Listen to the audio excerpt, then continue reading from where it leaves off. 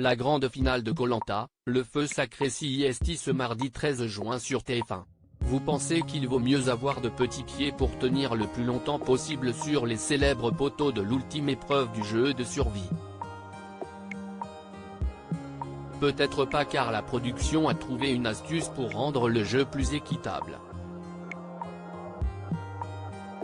Les poteaux sont devenus, au fil des années, l'ultime et l'incontournable épreuve dont les aventuriers rêvent lorsqu'ils commencent l'aventure Koh Lanta. Celle qui, en cas de victoire, leur permet de s'assurer une place en finale et même de choisir son adversaire face au jury final.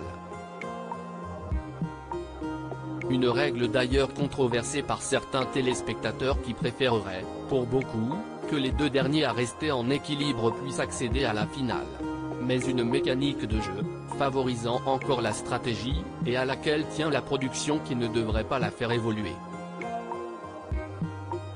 Si cette épreuve peut paraître injuste, favorisant les candidats qui ont de plus petits pieds surtout lorsque la plateforme se réduit pour tenir en équilibre, la production a travaillé sur ce point et trouvé une solution pour assurer l'équité.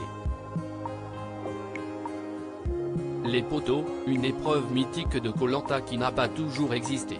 Cette épreuve des poteaux, la plus simple dans son fonctionnement puisqu'il s'agit de rester perché le plus longtemps possible, a beaucoup évolué avec le temps et n'a même d'ailleurs pas toujours existé. En 2001, lors de la première édition, quand l'émission s'appelait Les Aventuriers de Koh Lanta, qu'elle était présentée par Hubert Auriol et se déroulait vraiment sur l'île de Koh Lanta, en Thaïlande, les aventuriers devaient simplement poser leurs mains sur un totem, et tenir ainsi le plus longtemps possible. L'épreuve de la main sur l'idolé avait duré 9h30, à la nuit tombée, avec la victoire de Gilles, qui avait aussi remporté cette première édition.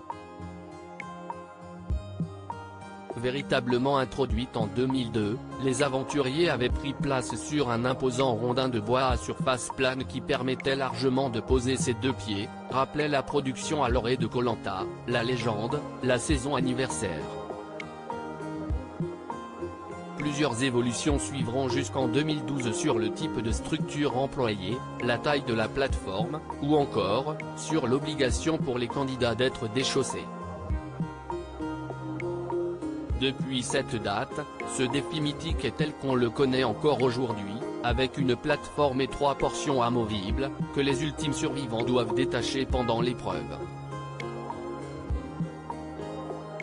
Nicolas, Koh Lanta, le feu sacré, appréhende les poteaux, Tania ne chausse pas du 43. Pour plus d'équité, la production a décidé d'adapter la plateforme à la pointure des aventuriers. Une information que n'avait pas Nicolas cette année, qui redoutait justement la taille de ses propres pieds lors de cette épreuve.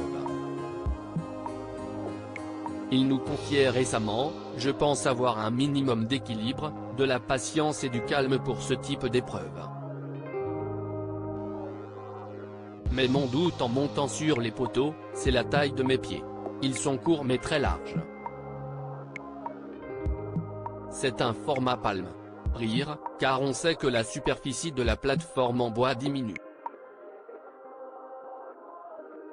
Et le Corse qui a réussi à maintenir le lien avec ses enfants pendant le tournage d'ajouter: je ne redoute pas Tania par rapport aux statistiques des précédentes épreuves. Mais je me méfie. Elle est surprenante depuis le début, elle a un parcours tellement atypique. Et puis, elle ne chausse sûrement pas du 43. Enfin, je ne crois pas. » Koh Lanta, le record de longévité sur les poteaux est détenu par Amel. En saison 2 côté record, 2 aventuriers ont remporté l'épreuve à 2 reprises, Jade, en 2007 et 2009, et Pascal, en 2016 et 2018. Le record de longévité sur les poteaux est détenu par Amel, 5h16 lors de la 2e saison quand les poteaux étaient un peu plus larges, suivi par Jade, 4h30 en saison 7. Les chutes les plus rapides ont été celles de Francis, saison 5, et François David, saison 6, en moins de 2 minutes. Cette année, un nouveau record sera-t-il enregistré par Nicolas, Tania ou Frédéric, même si ce dernier débutera l'épreuve avec un handicap puisqu'il s'est blessé au pied le matin même?